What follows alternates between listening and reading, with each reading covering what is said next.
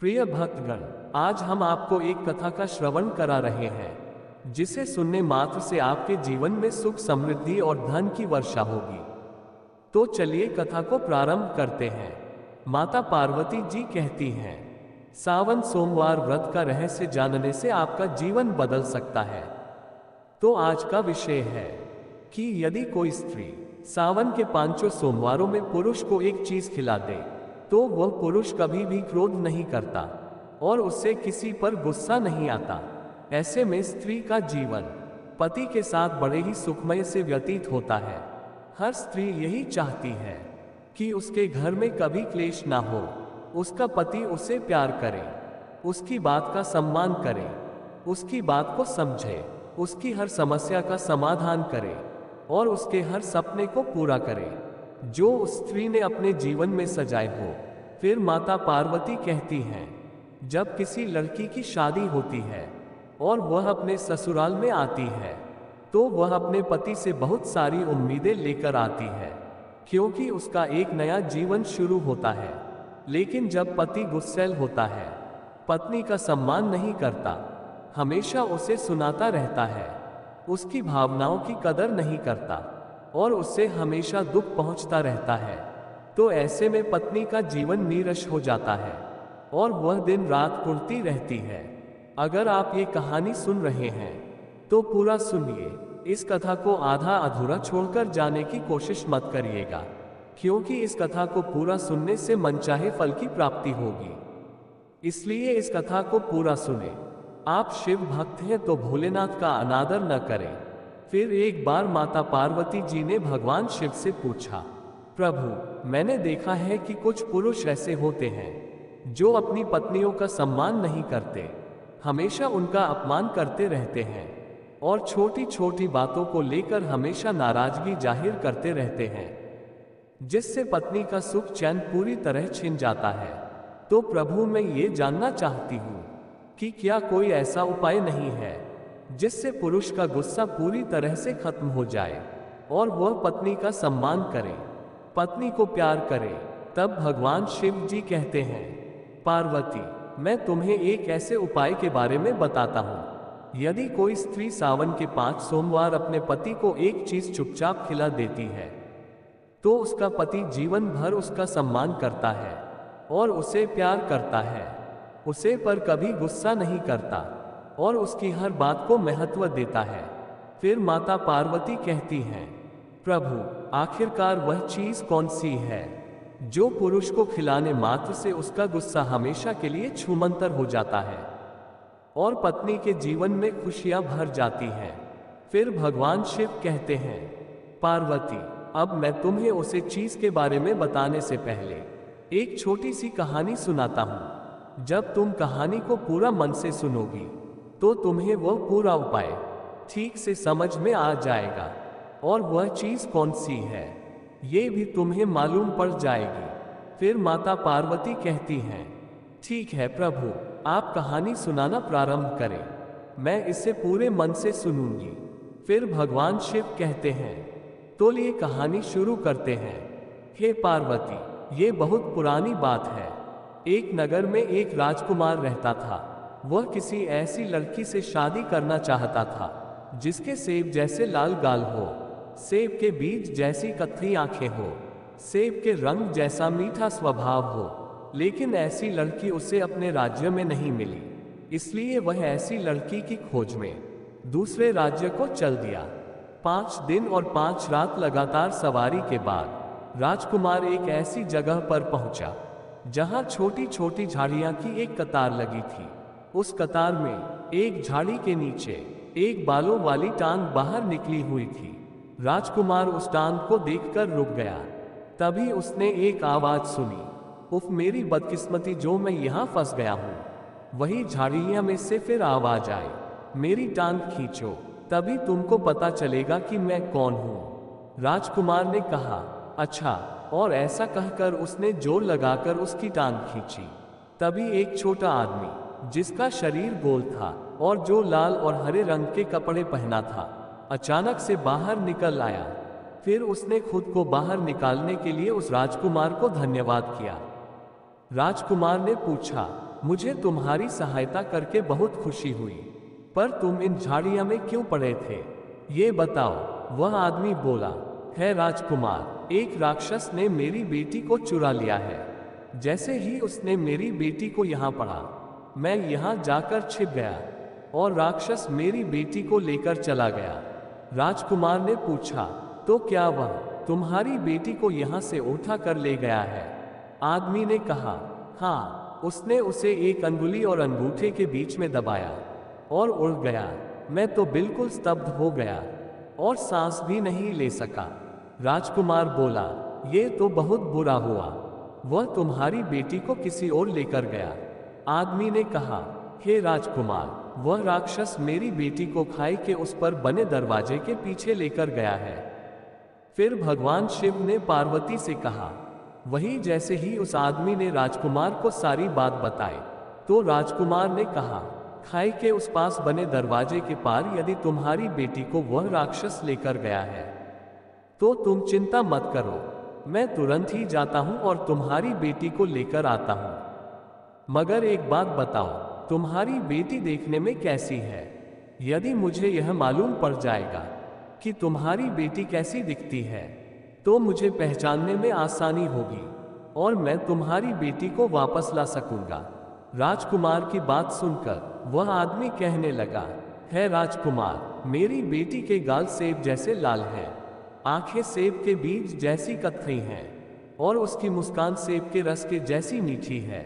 फिर भगवान शिव ने पार्वती से कहा, इधर राजकुमार को भी ऐसी ही लड़की की खोज थी।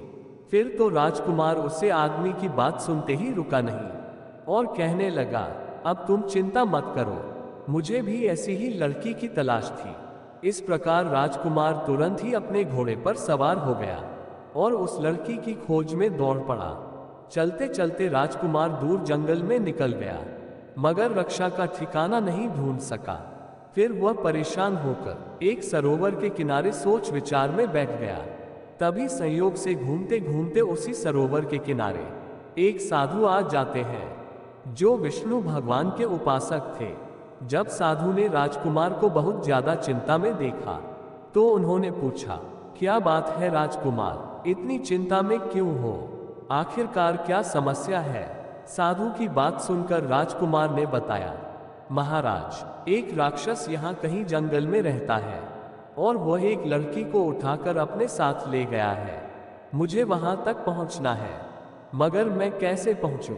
मैं उसका ठिकाना ढूंढ ढूंढ कर परेशान हो गया हूं, लेकिन मुझे राक्षस का ठिकाना नहीं मिला।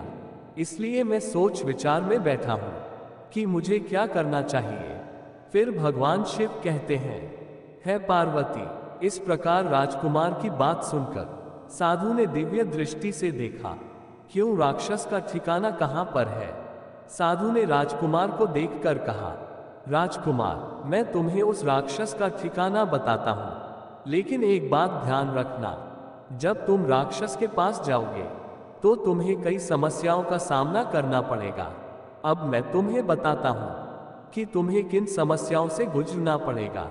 जब तुम राक्षस के ठिकाने पर पहुंचोगे तो सबसे पहले तुम्हें एक गुस्सैल कुत्ता मिलेगा, लेकिन ध्यान रहे, वह असल में कुत्ता नहीं बल्कि एक राक्षस है जो कुत्ते के रूप में पहरेदारी करता है।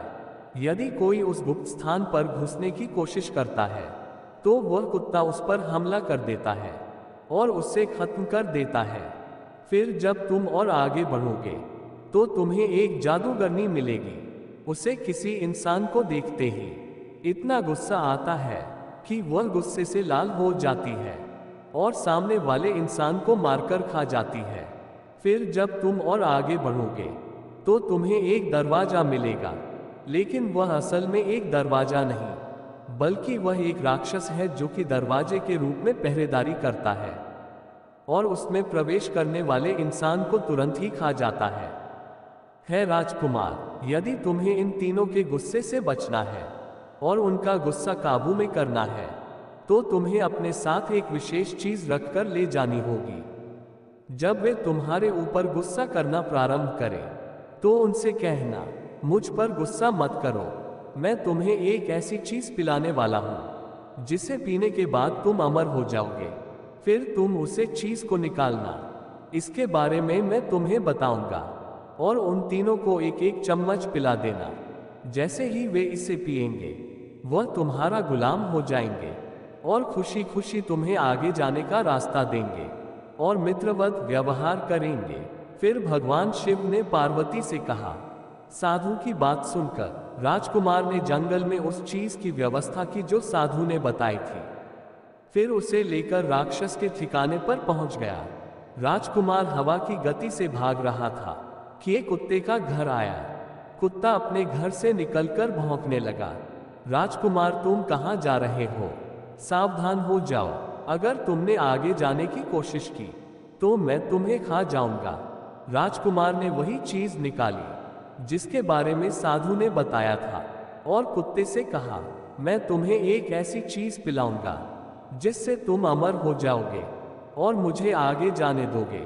कुत्ता कहने लगा, अगर ऐसी बात है तो ठीक है, मुझे वह चीज दिखाओ।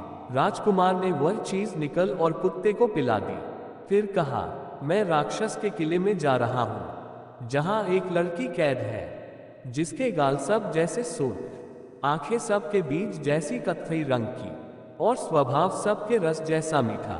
फिर कुत्ता बोला, मुझे किसी को देखते ही क्रोध आ जाता था, लेकिन जब से मैं तुम्हारी दी हुई चीज खाई है तब से मेरा गुस्सा पता नहीं कहाँ गायब हो गया। राजकुमार, तुम बहुत अच्छे हो, अब तुम आगे जा सकते हो। मैं तुम्हें कोई नुकसान नहीं पहुंचाऊंगा, मगर एक बात ध्यान रखना, यदि तुम्हें कहीं पर वह लड़की दिखाई ना दे या वह लड़की तुम्हें कहीं पर ना मिले तो तुम्हें वहां पर एक सेब दिखाई देगा, तुम उस सेब को अवश्य उठा लेना। फिर भगवान शिव कहते हैं, हे पार्वती, इस प्रकार राजकुमार ने उस कुत्ते को अपना खाना दे दिया जो वह स्वयं खाने के लिए अपने साथ लाया था और कहा, ये लो कुछ रोटियां और इन्हें खाकर अपनी भूख मिटाओ। फिर राजकुमार ने ऐसा कहकर उस कुत्ते को अपनी सारी रोटियां दे दी और कुत्ते ने खुशी से उन रोटे को खाया और राजकुमार से बोला, जाओ। है राजकुमार, भगवान करे कि तुम उस लड़की को छुड़ाने में कामयाब हो, मगर यह जरूर याद रखना, अगर तुम्हें वह लड़की कहीं पर दिखाई ना दे तो वहां पर तुम्हें एक सेब जरूर दिखाई देगा, उस सेब को तुम जरूर उठा लेना। इस प्रकार राजकुमार फिर अपने घोड़े पर चढ़ा और कुत्ते के ऊपर से छलांग लगाकर हवा की गति से अपने घोड़े को दौड़ता हुआ जादूगरनी के घर के पास आ गया। वही जादूगरनी ने कहा, ए राजकुमार, सावधान हो जाओ, यदि आगे बढ़े तो मैं तुम्हें जिंदा खा जाऊंगी। वही राजकुमार ने भी जादूगरनी को वह चीज पिला दी और फिर जवाब दिया, मैं राक्षस के किले को जा रहा हूं, जहां सेब जैसी सुर्ख गाल वाली, सेब के बीज जैसी कत्थई रंग की आंख वाली, जहां सेब जैसे मीठे स्वभाव वाली लड़की कैद है। फिर जादूगरनी का गुस्सा ठंडा हो गया। फिर उसने राजकुमार से कहा, ठीक है, तुम यहां से आगे जा सकते हो, मैं तुम्हें कोई नुकसान नहीं पहुंचाऊंगी। राजकुमार ने जादूगरनी को एक कंबल भेंट किया जिसे उसने अपने शरीर के चारों ओर लपेट लिया और कहा, राजकुमार, तुम बहुत अच्छे हो, मैं तुम्हें कोई नुकसान नहीं पहुंचाऊंगी, तुम यहां से आगे जा सकते हो।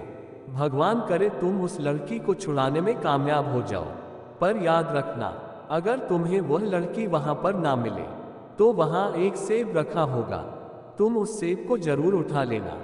फिर भगवान शिव कहते हैं, हे पार्वती, इस प्रकार राजकुमार जादूगरनी के मकान के ऊपर से छलांग लगाता हुआ हवा की तरह तेजी से उस लड़की को ढूंढने के लिए निकल गया।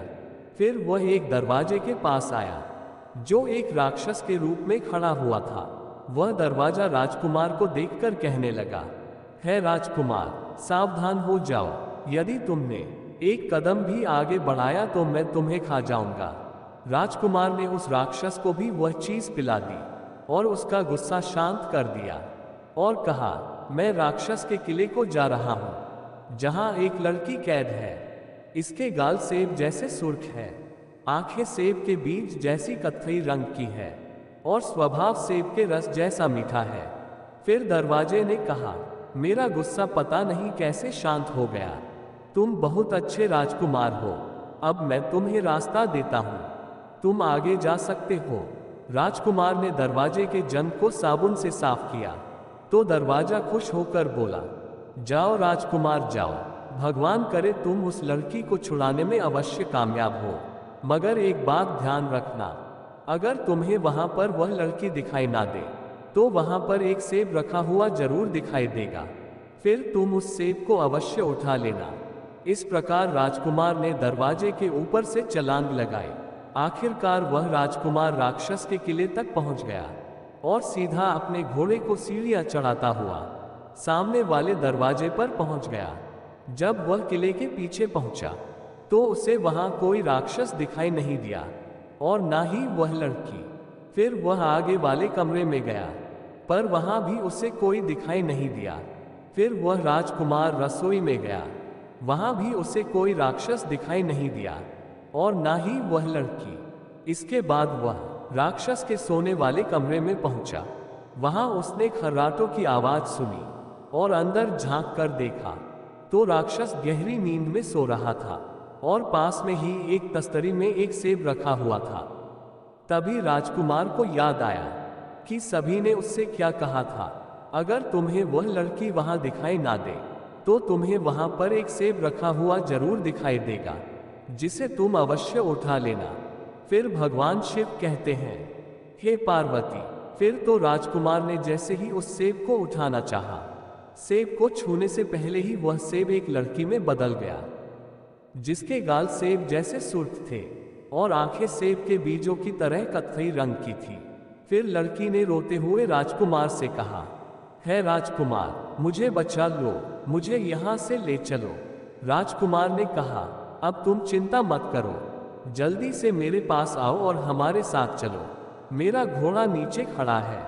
और फिर इस प्रकार वह राजकुमार उस लड़की को लेकर वहां से भाग निकला। राजकुमार ने लड़की को घोड़े पर बिठाया और दौड़ चला। तभी राक्षस की नींद खुल गई और वह चिल्लाया, ए दरवाजे, जल्दी से उसे रोको। तो दरवाजा कहने लगा, मैं नहीं रोकूंगा, उसने मेरे जंग में साबुन लगाया है। और इस प्रकार कहकर राजकुमार को दरवाजे ने आगे जाने दिया। फिर राजकुमार उस लड़की को लेकर दरवाजे से निकल गया। वहीं राक्षस राजकुमार के पीछे भागा और चिल्लाया, ए जादूगरनी, जल्दी से इस राजकुमार को रोको, ये यहाँ से जाने ना पाए। लेकिन जादूगरनी ने कहा, मैं नहीं रोकूंगी, क्योंकि राजकुमार ने मुझे ओढ़ने के लिए एक मखमली कंबल दिया है। इस प्रकार वह राजकुमार उस लड़की को लेकर और आगे निकल गया। राजकुमार अपना घोड़ा दौड़ाता हुआ और आगे बढ़ गया। राक्षस भी अपनी पूरी गति से उसके पीछे भाग रहा था। फिर राक्षस चिल्लाया, ए कुत्ते, जल्दी से इस राजकुमार को रोक लो, इसे जाने नहीं देना। लेकिन कुत्ता कहने लगा, मैं राजकुमार को नहीं रोकूंगा, उसने मुझे खाना दिया है। और फिर राजकुमार लड़की को लेकर आगे बढ़ गया। फिर भगवान शिव कहते हैं, हे देवी, इस प्रकार राजकुमार का सपना साथ दिया। जब राक्षस राजकुमार के पीछे आया और कुत्ते के पास पहुंचा तो कुत्ते ने राक्षस के पैर में काट लिया और उसे पकड़ लिया। उधर राजकुमार तब तक भागता रहा जब तक कि वह झाड़ियां की कतार तक नहीं पहुंच गया, जहां उस लड़की का पिता छिपा हुआ था। घोड़े की टॉप की आवाज सुनकर वह आदमी फिर से छिप गया। राजकुमार ने उसकी टांग पकड़कर उसे बाहर निकाला। असल में वह आदमी घोड़े की टॉप की आवाज सुनकर डर गया था, इसलिए वह झाड़ियां में छिप गया था। उस आदमी को अपनी बेटी पाकर बहुत खुशी हुई और राजकुमार के कहने पर उस आदमी ने अपनी बेटी की शादी राजकुमार से कर दी। इस प्रकार राजकुमार को अपनी मनपसंद पत्नी मिल गई और वह खुशी खुशी उसे लेकर घर वापस आ गया और शादी करके आराम से रहने लगा। फिर भगवान शिव कहते हैं कि समय के साथ राजकुमार गलत संगत में पड़ गया और अपनी पत्नी पर बहुत गुस्सा करने लगा और अत्याचार ढहने लगा। राजकुमार का स्वभाव गुस्सैल हो गया। जब राजकुमार की पत्नी बहुत परेशान होने लगी और अपने पति से प्रताड़ित होने लगी तो वह चिंता में डूब गई। कुछ दिनों बाद वही साधु जिसने राजकुमार को गुस्सा करने वाली चीज के बारे में बताया था, भिक्षा मांगने के लिए राजकुमार के दरवाजे पर आया। राजकुमारी ने साधु को भिक्षा दी और साधु ने उसकी चिंता की लकीरों को देखा। जब साधु को पता चला कि राजकुमारी का पति बहुत गुस्सैल हो गया है, तो उसने वही चीज राजकुमारी को भी बता दी। राजकुमारी ने बेल के 5 पत्तों का रस लेकर उसमें सुपारी मिलाकर सावन के 5 सोमवार राजकुमार को चुपचाप पिला दिया। इसके प्रभाव से राजकुमार का गुस्सा हमेशा के लिए समाप्त हो गया और वह राजकुमारी से प्यार करने लगा। अंत में माता पार्वती कहती हैं कि जो भी स्त्री बेल के पत्तों को सावन के 5 सोमवार सुपारी में मिलाकर अपने पति को चुपचाप पिला देती है, तो उसके पति का गुस्सा हमेशा के लिए छूमंतर हो जाता है। फिर भगवान शिव कहते हैं, हे पार्वती, तुमने ठीक समझा, बेल का पत्ता मुझे बहुत प्रिय है और यह इंसान के गुस्से को छूमंतर कर देता है। फिर साधु कहते हैं, श्रद्धालुओं, मर जाना लेकिन मुख्य द्वार पर ऐसे ही जल मत छिड़कना। जैसे कि आज आपको बताने जा रहे हैं, मुख्य द्वार पर गलत तरीके से जल छिड़कने से घर बर्बाद हो सकता है। जब भी घर के मुख्य द्वार पर जल छिड़काव करें तो गणेश जी का यह मंत्र जरूर बोलें, जो आज हम आपको बताएंगे।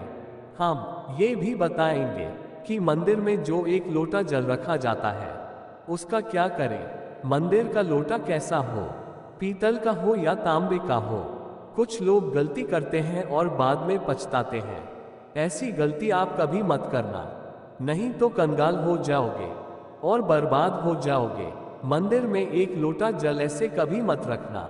श्रद्धालुओं, बहुत दिनों से आपके प्रश्न आ रहे हैं कि मुख्य द्वार पर जल छिड़कने से क्या होता है और सही विधि क्या होती है, किस समय हमें जल छिड़कना चाहिए और मुख्य द्वार पर क्या स्नान करना आवश्यक है या बिना स्नान किया भी मुख्य द्वार पर जल का छिड़काव किया जा सकता है। झाड़ू लगाने से पहले वह बाद में जल छिड़कना चाहिए। और एक और सवाल है कि क्या पीरियड्स में हम अपने मुख्य द्वार पर जल का छिड़काव कर सकते हैं या दीपदान कर सकते हैं। इसके अलावा मंदिर में हम प्रतिदिन जो लोटे में जल रखते हैं उसका हमें क्या करना चाहिए। क्या हम उसे खाने में प्रयोग कर सकते हैं या किसी पौधे में डाल सकते हैं।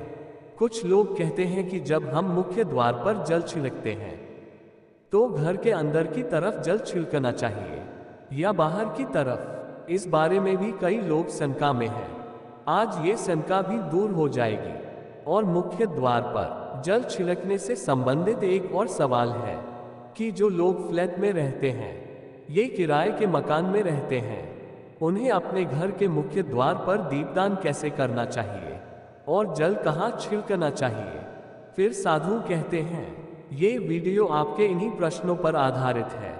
मुख्य द्वार पर जल छिड़कने का सही समय और सही विधि क्या होती है, इस पर इस वीडियो में हम लोग चर्चा करेंगे। तो देखिए, अगर आप मुख्य द्वार पर जल छिड़कते हैं तो आपको ध्यान रखना है कि जल आप एक दिन पहले ही, मतलब रात को सोने से पहले पात्र में भर लें। आप कोई भी पात्र ले सकते हो, जैसे कि चांदी का, स्टील का या पीतल का, जो जिसके पास उपलब्ध हो।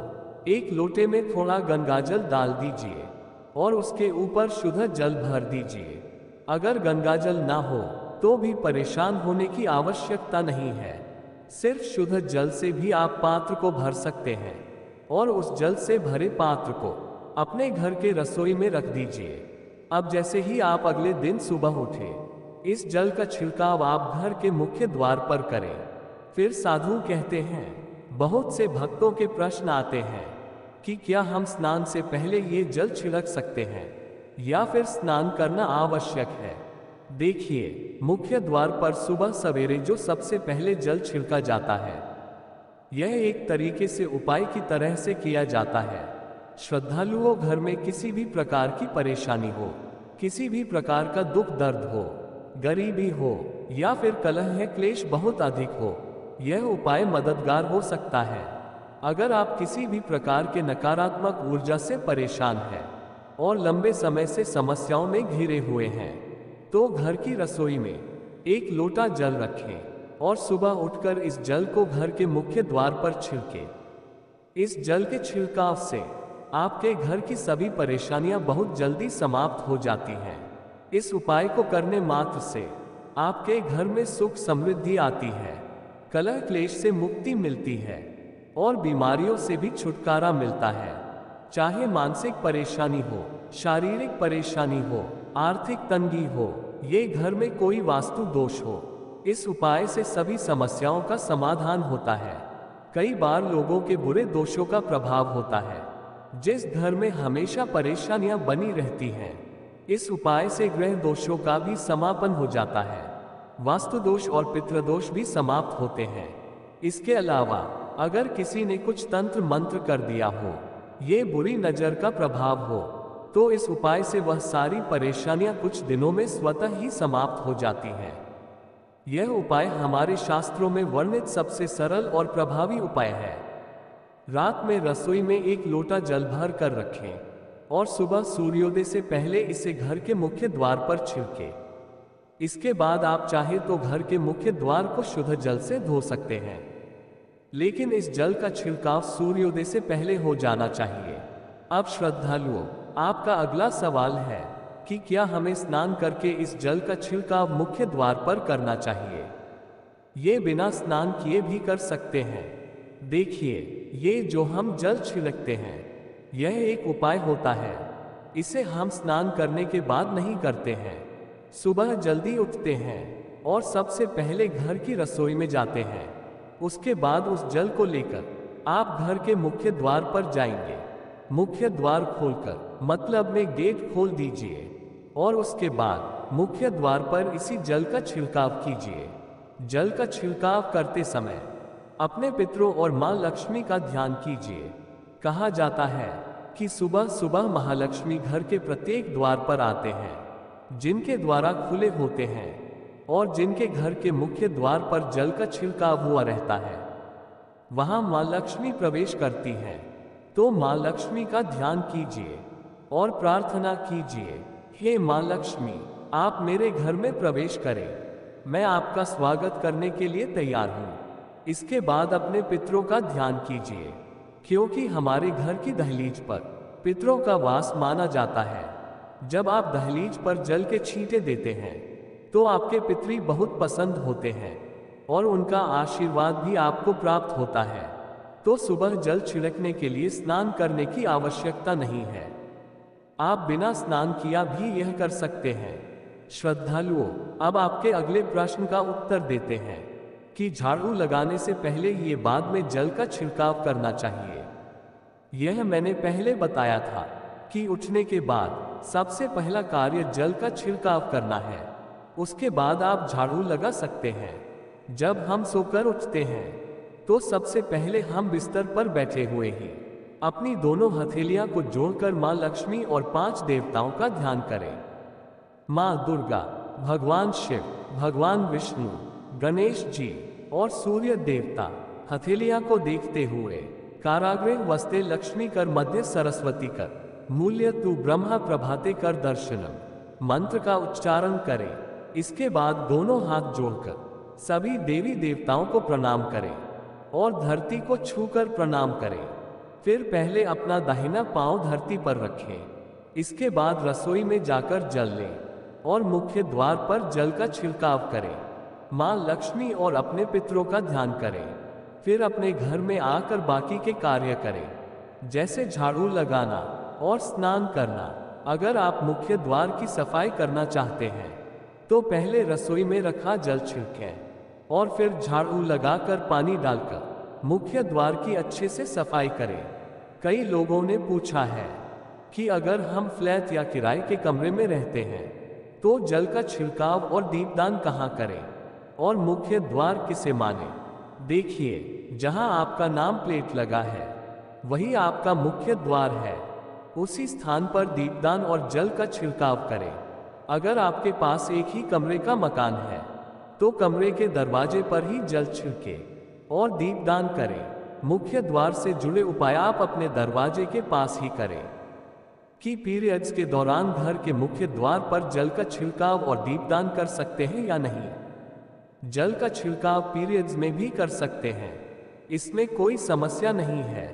लेकिन दीपदान कार्मिक पूजा में आता है, जिसे शुद्ध होकर ही करना चाहिए। मतलब पीरियड से समाप्त होने के बाद ही करें। मंदिर में जल रखना बहुत आवश्यक है, क्योंकि जल सभी प्रकार की ऊर्जा को अवशोषित करता है। पूजा पाठ और मंत्रों का जाप करते समय ये जल महत्वपूर्ण होता है, इसलिए घर के मंदिर में एक लोटा जल और दीपक प्रज्वलित करना चाहिए। यह अग्नि और जल का संतुलन बनाता है।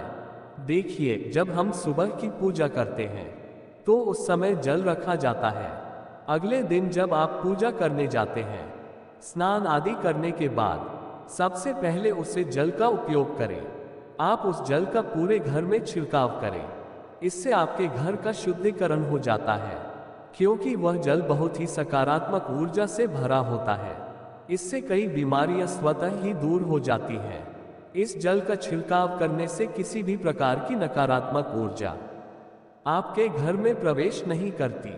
अगर आप नियमित रूप से उस जल का छिड़काव करते हैं तो निश्चित ही आप परेशानियों से मुक्ति पा सकते हैं। इसके अलावा अगर घर में कोई बीमार है तो आप इस जल को उसे पीने के लिए दे सकते हैं। ये जल इतना शक्तिशाली होता है कि इसे पीने से बड़ी सी बड़ी बीमारियां भी धीरे धीरे सही होने लगते हैं। कई बार ऐसा होता है, लोग पूछते हैं कि हम दवाई तो ले रहे हैं लेकिन उसका कोई असर नहीं दिखता, इसलिए दवाई के साथ साथ मंदिर के जल को पीने के लिए दिया जाए तो दवाइयाँ बहुत अच्छी तरह से काम करने लगते हैं। अगर परिवार में बहुत अधिक कलह और क्लेश है, आपस में सामंजस्य नहीं बनता और हर बात पर मतभेद होता है, तो परिवार के सभी सदस्य इस जल को थोड़ा थोड़ा पीने लगे। धीरे धीरे विचारों में परिवर्तन आने लगता है, सकारात्मक विचार आने लगते हैं और आपस में समन्वय होने लगता है। घर से कलह, क्लेश और मतभेद हमेशा के लिए समाप्त हो जाते हैं। मंदिर में रखे हुए जल का अगला उपाय यह है कि अगर आप कोई दुकान या व्यापारिक स्थल चलाते हैं तो प्रतिदिन इस जल में से थोड़ा सा जल लेकर दुकान का व्यापारिक स्थल पर छिड़काव करें।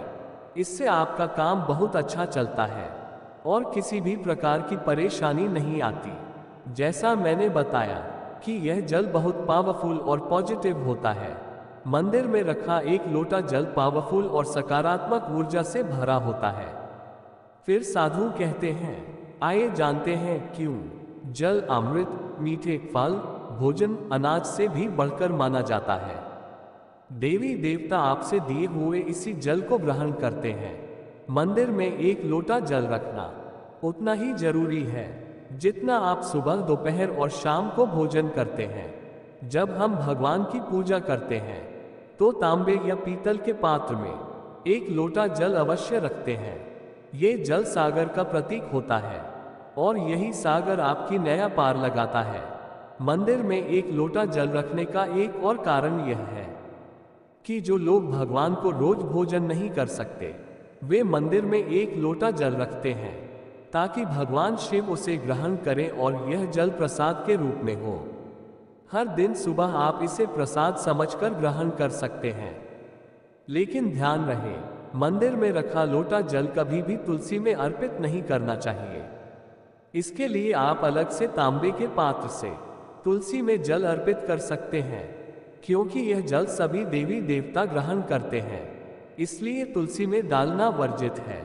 अगर आपके घर में लड्डू गोपाल या राधा कृष्ण है और अगर आप उनके लिए एक लोटा जल अर्पित करते हैं तो आप अगले दिन वह जल सुबह तुलसी में चढ़ा सकते हैं। मंदिर में रखा एक लोटा जल अगली सुबह अपनी आंखें धोने के लिए भी उपयोग कर सकते हैं। इससे आंखों की रोशनी बढ़ती है और आंखों की बीमारियां दूर होती हैं। शास्त्रों के अनुसार जो लोग मंदिर में एक लोटा जल नहीं रखते, उनके घर में अकाल पड़ जाता है, घर कंगाल हो जाता है, बर्बाद हो जाता है, परिवार में मुसीबतें आ जाती हैं और गरीबी का आगमन हो जाता है। आप चाहे तो एक लोटा जल में पुष्प आदि डालकर रख सकते हैं। ये बहुत ही शुभ माना जाता है। मंदिर में रखा जल और क्या क्या कर सकता है, आइए जानते हैं। तो इस जल का छिड़काव करने से कई समस्याएं खुद ब खुद दूर हो जाती हैं। जैसे अगर आपकी दुकान पर किसी की नजर लगी है, बहुत से लोग पूछते हैं, हमारे काम को किसी ने बांध दिया है, मतलब किसी की बुरी नजर ऐसी लग गई है कि पहले तो दुकान बहुत अच्छी चलती थी, अब नहीं चल रही है, तो आप इस उपाय को आजमा सकते हैं। निश्चित ही बहुत जल्द आपको परेशानियों से मुक्ति मिल जाती है और आपके व्यापार में दिन दुगनी रात और चौगुनी तरक्की होती है। और हाँ, मंदिर में रखे हुए जल को आप अपने घर के रसोई में, खाना बनाने में, पीने में भी इस्तेमाल कर सकते हैं, लेकिन खाना बनाने में तभी इस्तेमाल करें जब आपके घर में बिल्कुल सात्विक भोजन बनता हो। मतलब अगर आपके घर में लहसुन प्याज बनता हो तो इस जल का प्रयोग खाना बनाने में नहीं किया जा सकता। फिर आप इस जल को अपने घर के सदस्यों को थोड़ा थोड़ा मिलकर ग्रहण कर सकते हैं और बचे हुए जल को अपने घर के पौधों में डाल सकते हैं। तो देखिए, ऐसा नहीं है कि मंदिर पर रखा हुआ जल बेकार होता है, किसी काम का नहीं होता है। इस जल के बहुत सारे उपयोग होते हैं और वैज्ञानिक तौर पर जब पानी और तांबे का मिलन होता है तब वह पानी अमृत हो जाता है। इस पानी को पीने के बाद, यानी कॉपर वाले पानी को, शरीर के लिए अत्यधिक गुणवान और बलवान माना जाता है। इसलिए आप ये जल पिए, लेकिन ये तांबे के लोटे में ही होना चाहिए। अगर हम सही तरीके से इसका प्रयोग करें तो अपने जीवन की बहुत सारी समस्याओं का समाधान मात्र इस एक लोटे जल से कर सकते हैं। ध्यान रखें कि मंत्रों से अभिमंत्रित जल बहुत महत्वपूर्ण और शक्तिशाली होता है। हमारे घर के मंदिर पर रखा हुआ जल देवताओं का आशीर्वाद होता है, क्योंकि वह पूरे समय देवताओं के पास रहता है। उसे जल में हर प्रकार की सकारात्मक शक्ति समाहित होती है। अगर हम इस जल का सही तरीके से प्रयोग करें, जैसे कि इसे पीने में, खाना बनाने में, ये घर में छिड़काव करने में, तो इससे हमारी समस्याओं का समाधान होता है। अगर कोई भी कार्य नियमित तौर पर, मतलब प्रतिदिन किया जाता है, तो उसका हमें लाभ प्राप्त होता है। कभी कभी करने पर उतना लाभ नहीं मिलेगा, लेकिन आप अगर नियम बना लेंगे कि हर रोज इस जल से घर में छिड़काव करना है, घर में प्रत्येक व्यक्ति को थोड़ा थोड़ा पीने के लिए देना है, बचे हुए जल को पौधों में डालना है, दुकान पर छिड़कना है, अपने घर के व्यापारिक स्थल पर छिड़काव करना है, बच्चों की किताबों पर और अपने घर की तिजोरी में, हर जगह इस जल का छिड़काव करना है और नियमित तौर पर करना है, तो चमत्कार आपको निश्चित है देखने को मिलेगा। इसी प्रकार से जो रसोई घर में रखा हुआ जल होता है, उसका छिड़काव अपने घर के मुख्य द्वार पर कीजिए, तो इसका भी आपको लाभ बहुत ही शीघ्र दिखाई देगा। लेकिन इसे अपनी रूटीन में शामिल करना होगा और प्रतिदिन नियम से यह कार्य करना होगा, तभी आपको लाभ देखने को मिलेंगे। और हाँ, कई लोग पूछते हैं कि मंदिर में रखा हुआ जल जब हम अगले दिन उठाते हैं तो उसमें कभी कभी कीड़े मकोड़े पड़ जाते हैं, क्योंकि वह खुला हुआ होता है, तो क्या हम उसे ढक सकते हैं? जी हाँ, बिल्कुल ढक सकते हैं। जब आप सुबह पूजा करते हैं तो पूजा और मंत्र उच्चारण के दौरान जल को खुला रखें। उसके बाद जब आप पूजा समाप्त कर लें, जल को किसी प्लेट या कटोरी से ढक दें। फिर जब आप अगले दिन उस जल को उठाएंगे तो वह बिल्कुल शुद्ध और साफ सुथरा होगा और आप उसका प्रयोग किसी भी कार्य में कर सकते हैं। श्रद्धालुओं, जब भी आप घर के मुख्य द्वार पर जल का छिड़काव करें तो गणेश जी का यह मंत्र जरूर बोले, ओम गणपतये नमः। और जो हमने आपको बताया है उसे ध्यान पूर्वक समझकर अपने घर के मुख्य द्वार पर जल का छिड़काव करें। हे माता लक्ष्मी, उसकी गरीबी दूर कर देना और उसके भाग्य का साथ देना। जय माता लक्ष्मी। इतना कहकर भगवान शिव इस कथा को समाप्त करते हैं। इस वीडियो को बोलते समय कोई त्रुटि हो तो मैं क्षमा चाहता हूँ। उम्मीद है आप सभी को यह वीडियो अच्छी लगी होगी। वीडियो आपको अच्छी लगी हो तो वीडियो को लाइक कर लीजिए, साथ ही साथ चैनल को भी सब्सक्राइब कर लीजिए, जिससे कि आप लोगों को हमारे चैनल पर भगवान शिव और डिवोशनल वीडियो देखने को मिलती रहे। साथ ही साथ कमेंट में हर हर महादेव और राधे राधे जरूर लिख देना। फिर मिलते हैं अगले वीडियो में, तब तक के लिए राधे राधे, हर हर महादेव।